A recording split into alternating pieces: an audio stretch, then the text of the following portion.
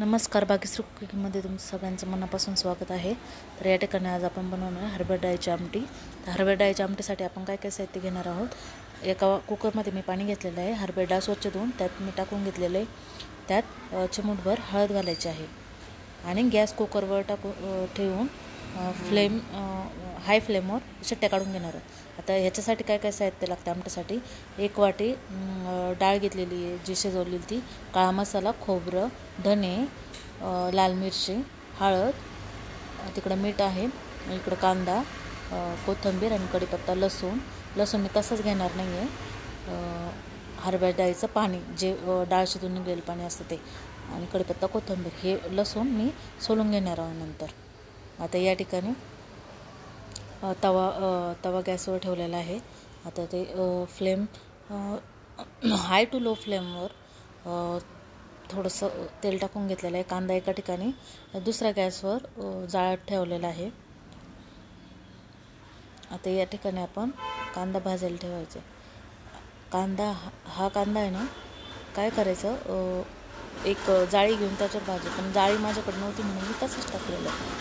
आता थोडं त्यावर तेल टाकून खोबरं लालसर भाजून घ्यायचं आहे, एकदम लाल होईपर्यंत। त्याच्यानंतर मी ते लाल मिरच्या काढून हिरव्या मिरच्या आमटीला घालणार आहे। लाल मिरच्या काढून घेतल्या आहे त्या।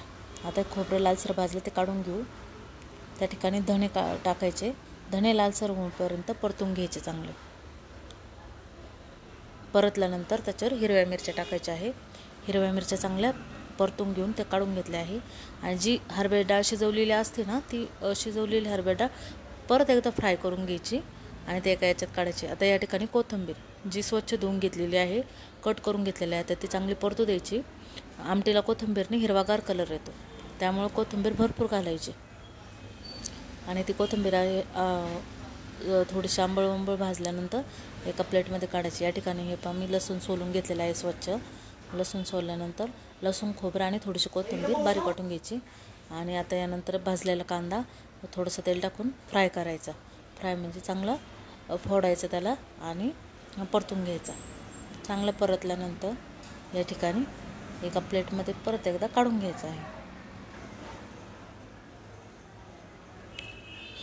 चांगलं आलटून पलटून परतून घ्यायचं आहे।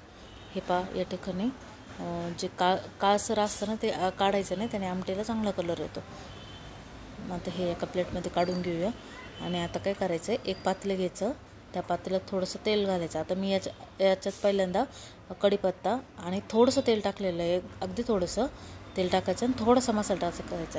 कारण की मसाला मी जास्त इथं आत्ता या ठिकाणी वापरलेला नाही आहे, कारण घरात पेशंट असल्यामुळं त्यांना कमी मसाल्याचं कमी तेलाचं खायचं, यामुळे मी कमी टाकलेलं आहे।